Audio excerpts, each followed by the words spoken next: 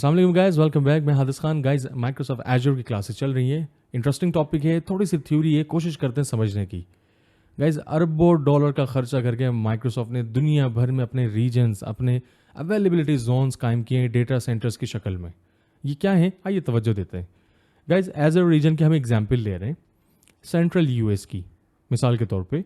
और माइक्रोसॉफ्ट ने क्या किया है, अपने अवेलेबिलिटी जोन्स फिजिकल लोकेशंस पर वहाँ बनाए। ये जोन क्या मतलब है, किसी एक शहर में माइक्रोसॉफ्ट ने डेटा सेंटर बनाया है। ओके, मतलब एक जोन उसको डिक्लेयर किया और उसमें एक से ज़्यादा डेटा सेंटर लगाए हैं।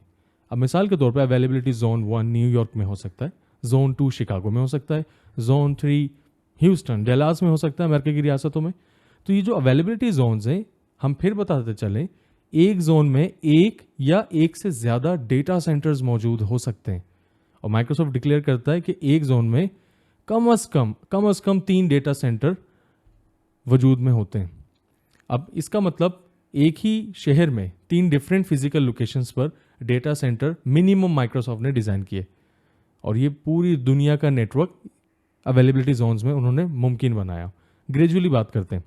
अब तवज्जो दें, इन तमाम अवेलेबिलिटी जोन्स को माइक्रोसॉफ्ट ने आपस में कनेक्ट किया हुआ है बजरिया डाइवर्स फाइबर पैथ्स। यानी सारे डेटा सेंटर्स, सारे शहर अवेलेबिलिटी जोन की शक्ल में एक दूसरे से फाइबर से कनेक्टेड है। और डायग्राम के मुताबिक फिजिकल लोकेशंस पर मौजूद हैं अलग अलग, और इनकी पावर, यानी इनका जो इलेक्ट्रिसिटी वाला मामला है, पावर, इनकी नेटवर्किंग और इनकी कूलिंग, इनका जो टेम्परेचर है गर्म या ठंडा, ठंडा रखने के लिए जिस फिजिकल लोकेशन पे वहाँ के मौसम के हिसाब से इनकी कूलिंग, जो टेम्परेचर है, ये 3 चीज़ों की जिम्मेदारी माइक्रोसॉफ्ट ने खुद ली है। अवेलेबिलिटी जोन 1 हो, आइदर 2 हो या 3 हो। ऑलराइट गाइस, यहाँ तक क्लियर हुआ। अब अगर हम एक एग्जाम्पल लेते हैं, मिसाल के तौर पे फर्ज करें, भाई हम माइक्रोसॉफ्ट एजर की बात नहीं कर रहे, अभी हम बात करें एक नॉर्मल अपनी एक कंपनी की एग्जाम्पल लेते हैं। मैं एक आर्किटेक्ट डिज़ाइनर हूँ। मैंने क्या किया है कि जी मैं एक ऐसी एप्लीकेशन बना रहा हूँ, ऐसी आइडेंटिकल एप्लीकेशन, ऐसी वेबसाइट जिसका अगर सर्वर डाउन हो तो उसका बैकअप तैयार हो। अब हमने क्या किया, एक लोड बैलेंसर सॉल्यूशन लिया। एक लोड बैलेंसर सॉल्यूशन, उसको हमने नेटवर्क से पब्लिक आईपी ले ली, पब्लिक आईपी से कनेक्ट कर दिया, और हमने ऑन प्रेमिसेस एक फिजिकल सर्वर लिया। एक फिजिकल सर्वर लिया और उस एक फिजिकल सर्वर में हमने मल्टीपल वर्चुअल मशीन्स बनाई और वो एप्लीकेशन इन तीनों वर्चुअल मशीन्स पे कॉन्फ़िगर कर दी। अब होगा ये कि अब अगर एक वर्चुअल मशीन डाउन होती है तो बैकअप पे 2 वर्चुअल मशीनें तो आप हैं, रिडेंडेंसी ठीक है, लेकिन खुदा न खास्ता हमारा सर्वर मशीन जो है वही क्रैश कर जाए पावर आउटेज की वजह से, कूलिंग की वजह से, नेटवर्किंग की वजह से, तो पूरी डायग्राम हमारी एक्सेसिबल नहीं रहेगी। जो भी पब्लिक आईपी, जो भी आइडेंटिकल एप्लीकेशन है, वो एक्सेसिबल नहीं रहेगी। तो एज बीइंग डिज़ाइनर हमें इस पूरी डायग्राम को रीडिज़ाइन करना पड़ेगा। ये एक बेहतर सोल्यूशन नहीं है, और ये भी प्रैक्टिस में अमूमन हम डिप्लॉय कर चुके हैं। मिसाल के तौर पे एक एग्जाम्पल और लेते हैं। डायग्राम कुछ इस किस्म की हो, कंपनी का डेटा सेंटर है, मुख्तलिफ फिजिकल सर्वर लगे हुए, ओके, अलग अलग फिजिकल सर्वर लगे हुए, अलग अलग रैक्स लगे हुए हैं। हमने हर डेडिकेटेड फिजिकल सर्वर में अलग अलग वर्चुअल मशीन बनाई।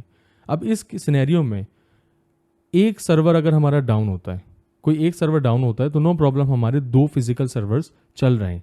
लेकिन यहाँ डेटा सेंटर है, तीनों फिजिकल सर्वर जहाँ रखें, अगर वहाँ पावर आउटेज, नेटवर्किंग, कूलिंग, इनमें से कोई भी चीज़ इम्पैक्ट होगी तो वो हमारे फिजिकल सर्वर्स इम्पैक्ट होंगे। मिसाल के तौर पे इस सिनेरियो में हमारा जो कूलिंग है, टेम्परेचर हमारा वहाँ एसी बंद हो गए, डेटा सेंटर के एसी ख़राब हो गए, अचानक बंद हो गए, तो उसमें हंगामी सूरत हाल में, इमरजेंसी में क्या होगा, हमें जल्दी जल्दी जाना है, उससे पहले हमारे सर्वर क्रैश हो, हमने उन सर्वर्स को फोर्सफुली शट डाउन करना है। इस सिनेरियो में भी हमारे पास वर्चुअल मशीन, या वर्चुअल मशीन कह रहे हैं, उस आइडेंटिकल एप्लीकेशन, उस वेबसाइट, कोई भी वेब बेस्ड एप्लीकेशन, वो सर्विसेज हमारी इंटरप्ट हो गई। ये भी एक किस्म के हमारे पास इश्यूज ऑन प्रीमिसेस में रहे थे, जिस वजह से एक एग्जांपल हम और डिस्कस करते हैं। मिसाल के तौर पे हमने क्या किया, हमारी कंपनी के 2 डेटा सेंटर्स हैं। मिसाल के तौर पर एक डेटा सेंटर लगाए अमेरिका में, एक डेटा सेंटर लगाए सिंगापुर में, फॉर एग्जांपल। अब अगर अमेरिकन डेटा सेंटर में जो वर्चुअल मशीन हमने लगाई है, वो फिजिकल सर्वर कहाँ है, अमेरिका में, और 2 फिजिकल सर्वर हमारे सिंगापुर में। अब इस सिनेरियो में डेटा सेंटर अगर सिंगापुर वाला समहाउ किसी रीज़न की वजह से क्रैश कर जाता है तो हमारा बैकअप प्लान दूसरे डेटा सेंटर्स के सर्वर से अवेलेबल है। अब ये चीज़ ऑन प्रीमिसेस में रियल एग्जांपल पे अगर हम प्रैक्टिस करते तो एक छोटी सर्विस को अप करने के लिए, एक आइडेंटिकल, एक कम यूजर्स वाली लेकिन इंपॉर्टेंट एप्लीकेशन को चलाने के लिए कि वो उसका बैकअप ना डाउन हो, हमें कितनी ज़्यादा इन्वेस्टमेंट की नीड होती। अब यही चीज़ अगर माइक्रोसॉफ्ट एजर के प्लेटफॉर्म से हम चेक करें तो आइए गाइस तवज्जो देते हैं। हम क्या करने वाले हैं, लोड बैलेंसिंग सॉल्यूशन हम लगाते हैं, ठीक है, पब्लिक आईपी से उसको कनेक्ट कर देते हैं, एंड यूजर हमारा उस पब्लिक आईपी को हिट करेगा। अब इंटरनल नेटवर्क हमने कैसे कॉन्फ़िगर करना है वो कुछ डायग्राम ऐसी हो सकती है। मिसाल के तौर पे हमने 3 वर्चुअल मशीन्स बनाई 3 डिफरेंट अवेलेबिलिटी जोन्स में। एक फिजिकल लोकेशन अलग थी, दूसरी अलग थी और तीसरी अलग है। और हमने इस रीजन का नाम ईस्ट यूएस अमेरिका के रीजन में हमने 3 डिफरेंट लोकेशंस पर एप्लीकेशन डिप्लॉय कर दी। ईस्ट एशिया में कर दी, सेंट्रल इंडिया में कर सकते हैं, आपको अंदाजा है कितने जोन्स हैं। अब हमने और अगर समहाउ और अगर इसमें हम लोड बैलेंसिंग सॉल्यूशन के थ्रू जो अंदरूनी नेटवर्किंग करेंगे वो भी तो हमने सीखनी है, वो देखेंगे। लेकिन वो क्या होगा, इन अंदरूनी लोड बैलेंसिंग सॉल्यूशन से तीनों को हमने बजरिया गेटवे, बजरिया सॉल्यूशन हमने कनेक्ट करा दी हमारी एक पब्लिक आईपी से। अब जब हमारा एंड यूज़र कस्टमर उन एप्लीकेशंस या वेबसाइट को इस्तेमाल कर रहा होगा, उसे अंदाज़ा नहीं है वो वेबसाइट्स का बैकअप रिडंडेंसी वो हमने डिज़ाइन की हुई है, ओके।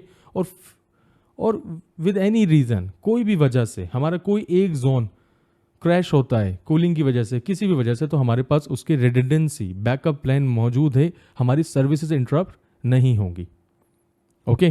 तो गाइस पहले हम एक काम करते हैं, 2 वर्चुअल मशीन्स बना लेते हैं सेंट्रल यूएस में 2 डिफरेंट अवेलेबिलिटी जोन से, और फिर टॉपिक को कंटिन्यू करते हैं।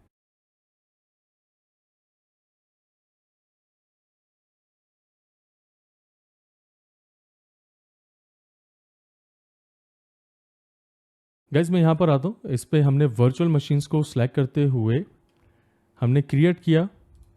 वर्चुअल मशीन आसान है, स्टेप्स को हम जल्दी फॉलो कर लेते हैं। रिसोर्स ग्रुप हमने RG1 ले लिया, ओके करते हैं। हमने ईस्ट यूएस में रखा, central US, east US, central US जो मर्जी है हम रख सकते हैं। हमने ईस्ट यूएस रखते हैं। अवेलेबिलिटी ऑप्शंस हमने कहा अवेलेबिलिटी जोन, और इसे हमने रखना है जोन 1 में। VM1 को हम रखने जोन 1 में। विंडोज सर्वर 2016 इंस्टॉल कर रहे हैं। सिक्योरिटी की अभी फिलहाल स्टैंडर्ड कर देते हैं, इग्नोर करते हुए आगे आते हैं। 2 virtual CPU, 8GB RAM, user name password, RDP allow करते हुए नेक्स्ट। सिंपल हम मशीन जल्दी से एक इंस्टॉल कर लेते हैं। रिव्यू एंड क्रिएट पे करते हैं।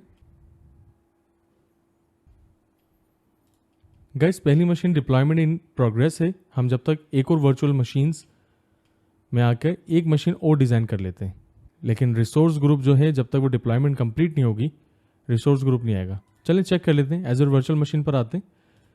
RG1 आ गया, क्योंकि RG1 डिप्लॉय हो गया, उसमें वर्चुअल मशीन वगैरह डिप्लॉय हो रही है। हम RG1 को सिलेक्ट करते हुए VM2 का इंतखाब करते हैं।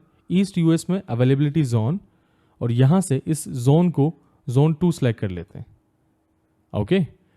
और यहाँ से तमाम तर वही चीज़ें, server 16, virtual machine, user and password रख लेते हैं।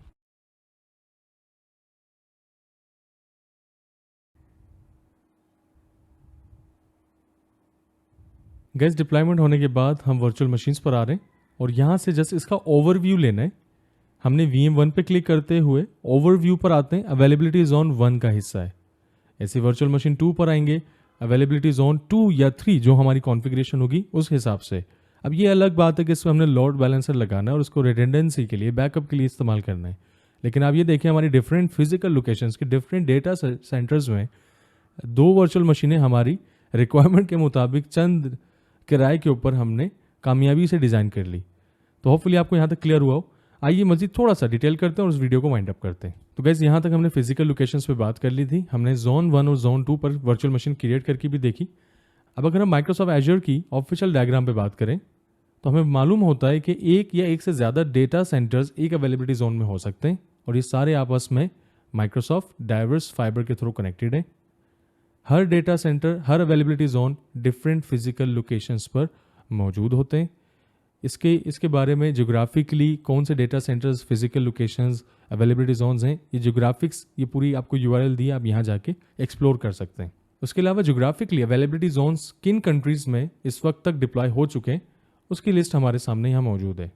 अगर आप तवज्जो दें तो कुछ जगहों पर पहले ये लिस्ट में स्टेरिक ज़्यादा था, कुछ नामों के आगे स्टार या स्टेरिक का साइन आपको नज़र आ रहा होगा, जैसे मैक्सिको सेंट्रल या स्पेन सेंट्रल। अब इसमें स्टार का मतलब या स्टेरिक का मतलब ये है कि वहाँ डेटा सेंटर्स डिप्लॉय तो हो गए लेकिन वो अभी अवेलेबिलिटी जोन्स के लिए लाइव नहीं हुए हैं। और लिस्ट के अंदर ऑफिशियली माइक्रोसॉफ्ट जो डिक्लेयर कर रहा है लिस्ट में, कुछ डेटा सेंटर एजर पोर्टल के हिसाब से कम मेंशन है। मिसाल के तौर पे अगर हम वर्चुअल मशीन एक बना रहे हैं फॉर एग्जांपल, और हम यूके इंग्लैंड यानी बरतानिया वेस्ट का रीजन चेक करते हैं, तो हम यहाँ पर आए, हमने लिखा यूके वेस्ट, तो इस वाले रीजन में अवेलेबिलिटी जोन्स अवेलेबल नहीं हैं। जबकि लिस्ट के मुताबिक स्पेन और मैक्सिको में नहीं थे, लेकिन लिस्ट हो सकता है अपडेट हो।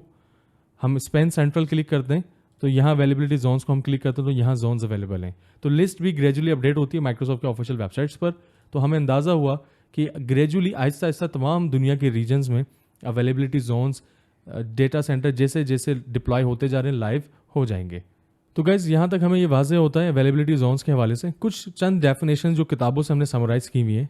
Ager availability zones are physically separate locations with each Azure regions. Okay, खासकर ये डिफरेंट लोकेशंस पे क्यों बनाए, ताकि हार्डवेयर फेलियर ना हो सके, खासकर जल्जलों से, फ्लड से या आग लगने से। पहली बुनियादी वजह different physical locations availability zone बनाने के रीजंस ये थे। हमें मालूम हो गया कि वो आपस में दुनिया में high latency high performance network round trip latency से कनेक्ट है, जिसका कनेक्टिविटी 2 मिली सेकेंड्स के अंदर है। तो वो जोन्स दुनिया में बजरिया डाइवर्स फाइबर के थ्रू कनेक्टेड है। हमें अंदाज़ा हो गया हर डेटा सेंटर के अंदर आज़ादाना इंडिपेंडेंट पावर, कूलिंग और नेटवर्किंग इंफ्रास्ट्रक्चर माइक्रोसॉफ्ट की तरफ से डिप्लॉय हुआ है। ये बात वाज़ेह रहे, माइक्रोसॉफ्ट ने मुमकिन बनाया कि एक अवेलेबिलिटी जोन में कम से कम 3 डेटा सेंटर तो हों, 3 से ज़्यादा भी हो सकते हैं लेकिन कम से कम 3 डेटा सेंटर्स हों। अगर एक जोन हमारा इम्पैक्ट हो जाए तो एटलीस्ट हमारे 2 जो बकाया हैं वो सपोर्ट बैकअप पे देते रहें। तो होपफुली गाइज मेरी मुमकिन कोशिश रही कि आपको छोटी सी डेमोन्स्ट्रेशन वीडियो में चीज़ें वाज़ेह हों। अवेलेबिलिटी जोन डिस्कशन के बाद अवेलेबिलिटी सेट के साथ मिलते हैं फिर नेक्स्ट वीडियो में।